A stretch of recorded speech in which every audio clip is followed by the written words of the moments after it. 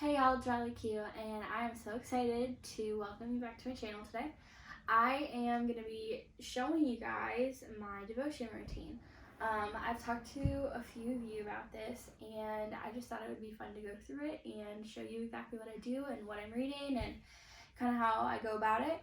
I will do some screen picture-in-picture stuff so you can see like my She Reads Truth app that I use that I absolutely love. That is primarily where I read the Bible. I do have actual physical Bibles, but I find it easier just to be able to pull it up on my phone and cross-reference things and research real quick when I have a question about something or when I'm wondering about something.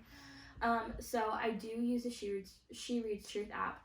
Right now I'm doing an Acts devotion, and I'm also going through the Bible with Dustin. So I started this about mid-April, where I would every morning get up and I have this stack of books and I've added some that I would spend a little bit of time in each of them. So I'll run you through kind of what I do every day, but I also want to mention I am reading through the Bible with Dustin. We've been trying to figure this out for a while now, but I finally found the Daily Grace app, and they have a Bible in a year plan. She Reads Truth does as well, but that one goes by daily, and if you didn't start on January 1st, it can be kind of hard to like catch up and figure out where you're at and everything. So the Daily Grace app doesn't have dates, so I've been using that with Dustin, and it goes Genesis straight through Revelation.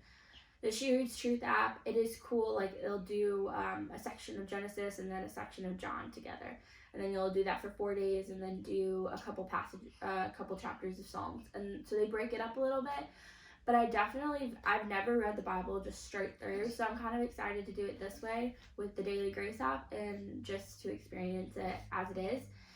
And then hopefully next year I want to do the Bible in chronological order. So different, he's trying to crawl over here, different ways of reading it, but I definitely like the Daily Grace one because it doesn't give you dates. You can just check it off when you've done the 4 chapters of reading for that day, or however many chapters they have you doing that day, and it's been really great. So I definitely recommend that. So basically to start my devotion time, I pray a little bit. Usually I do this when Hayden is napping, but he decided to skip his nap today. So I start with reading from whatever I'm reading from that day. Right now I'm doing the Acts study on my own. It's called Introduction to Acts. She Reads Truth, that's 5 days, and then I'll read the book of Acts after that and go through it and dissect it. But I spend a little bit of time in the Bible first, and then this is my journal. I got this, I think my mom got this for me from Barnes & Noble. I've been asked about this journal a few times now. It was years ago. She got me this from, I think it's Barnes & Noble. They have like these really beautiful leather-bound journals, and this is what I use. So every day I have a day, and this is a journal I use for everything that I do. So any ideas that I get from the books that I'm reading, or question they have about what I read in the Bible that day and want to go back over later, I put in this. And then this is my gratitude journal, which it's Eucharistio journal, and I write 2 to 3 gifts, sometimes more, each day. And I've got like sections for May, and then I'm doing started in my June section the other day. I can't get into it, whatever. But that's based off of 1,000 gifts by Voskamp, and I'll get to that in a few minutes. And then my last journal is from Anointed on Instagram. They're Anointed in LA. And this is a really cool little Christian company. They've got shirts and merchandise, and they've got these little prayer journals. And they sent one of these to me last October. This video isn't sponsored by them or anything, but they sent this to me last October, and I've been using it ever since, and I absolutely love it. But you can put in prayers like this. You write whoever you're praying for, whatever you're praying for, when you first prayed it, and the date answered, and times prayed. And it's so cool because my very first prayer that I put in this was when we were looking for a house, and we were not finding anything that we liked. And we were worried about the loans and everything. And so I prayed the first prayer on September 1st, and it was answered on October 9th when we moved in. And so it's really cool because then at the bottom, you can put the times prayed in the bottom, but I've also been leaving it blank to use it for just a thank you to God for whatever prayer he's answered and however he's answered it. So it's cool because you can go back and look through and see how God has been faithful and has answered prayers, and I think it's a really beautiful and important thing for us to be able to do. So I definitely encourage you to grab one of these. They're not expensive at all, but you can get them on the Anointed site. And I'll link that in below as well. So that's a little prayer journal that I use. And then I usually start with my gratitude just because I think it's a really good way to kind of get going before I get into my books. So I've got a devotion, and I think devotions can be really cool, but I think they can also be very misleading, and you have to be careful with what you are exposing yourself to and reading, because it's not always from a pure standpoint, and it's not always from God. Obviously, the Bible is the only thing that is straight, inspired by the Holy Spirit from God, but devotions are usually based off of that. But you have to be careful about who you're teaching or who you're being taught under, and that includes in their books. I have been reading, I've read a couple devotions that I've not quite agreed with, but I really love this book. It's called 100 Days to Brave by Annie F. Downs. She's a really solid teacher. I love her. I don't necessarily agree with everything she talks about, but that's the thing, is it's not God, so you have to take everything with a grain of salt. And you have to ask the Holy Spirit to help you discern who is okay to listen to and what time and that specific message. And if you feel like anything is off, to maybe not listen to it or pray about it. So this book, I love it. I've read it 2 times now. This is my 3rd time going through it.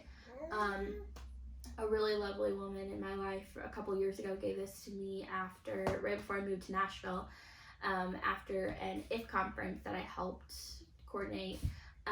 She was the women's ministry director at my old church, and she gave this to me, and it was the perfect timing because Annie talks a lot about her own journey with moving to Nashville and being afraid and trying to be brave and all this stuff. And so it's really cool because it totally just showed up in my life. But even now, 3 years later, I'm still seeing how it applies in different ways. So I do just one day, and she has a little blurb, a Bible passage, and a prompt.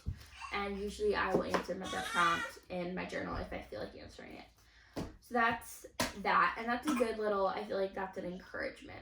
It's sometimes hard when you're reading the Bible because not everything is just, would you like to be held? Hold on. Not everything is encouraging or just straightforward. It can be hard sometimes, especially like I'm reading Genesis right now, and there's not much takeaway in that. I mean, obviously there's things I can take from it, but it's a lot of stories I've already heard before and know pretty well. And right now I'm building up the story of God and learning his character through that, but there's not a lot that I can directly take away to apply in my life that day. And so I think it's helpful to have devotions and stuff like that too for encouragement, that can take biblical principles and make them realistic for what to take away that day. And that's why you have to be careful about who you're listening to, and if they are on the right path with that. So that is my devotion. And then I decided to add a Christian authored book also into my regiment. My mom read this to us bits and pieces growing up, and it's something that's been really big in our house, is Eucharistio. That's why she actually gave me this journal. It was my Eucharistio journal. I think she illustrated that in the beginning. It's really pretty. That's what she does. She does art. But this book is amazing. It's by Voskamp. It's a lot.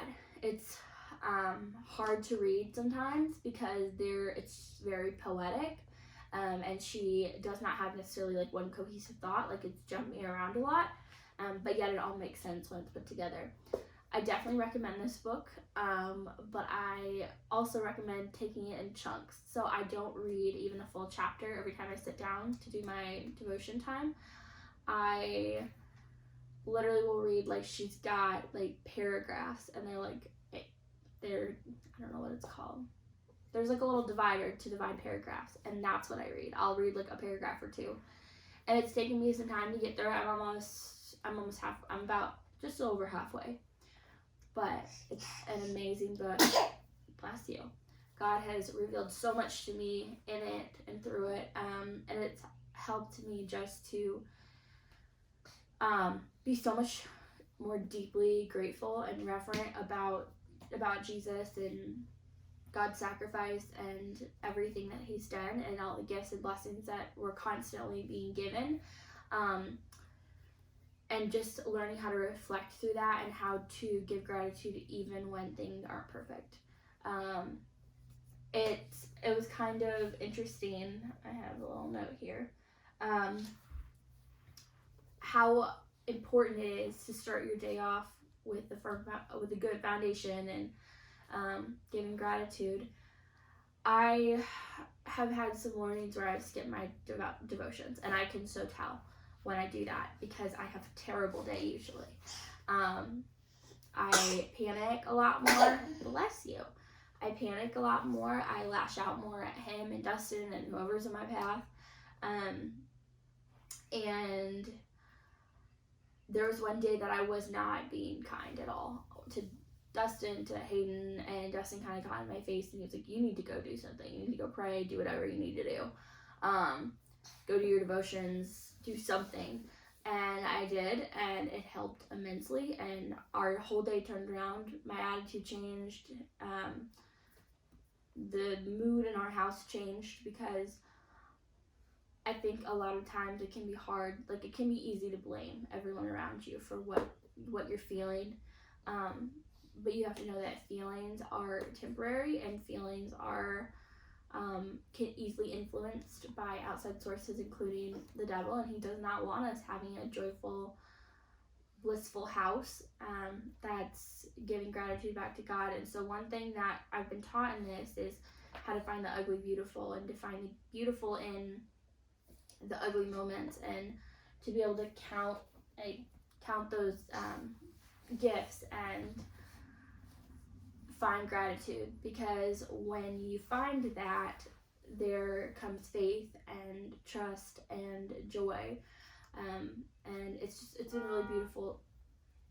It's been really beautiful to see that actually play out, and not just be something I read about, but actually something I live, and something that I'm seeing tangibly in our household, seeing God work. And it's just been really cool. Carve out a time to spend with God, whether it's 15 minutes, 20 minutes, an hour, it does not matter. You just need to carve out some amount of time. Obviously, as a stay-at-home mom, this is a little bit easier said than done for me because I'm not having to get up and go to work and stuff. But if you do, the Bible app, you can have them literally read the Bible to you. You just pick the passage and you click play and they'll read it to you. There's podcasts where people are just reading the Bible. There are podcasts with encouragement and devotions and stuff like that you can do, listening to worship music, anything to help get you in solitude with the Spirit, just for a little bit of your day, is incredibly helpful. And I recommend doing it at the beginning of your day because it will set the tone for the rest of your day. And on days where you mess up and you don't do it, it's okay. Just do it whenever you can. But I definitely recommend implementing something like this into your life. You obviously don't have to do this as drawn out as me. You don't have to do 5 different readings and journals and different things. But I definitely think it's worth investing your time into spending it with God, because it is miraculous what happens when you do that. So I think that's all I wanted to say. I still got mom brain, so I have to reference my notes.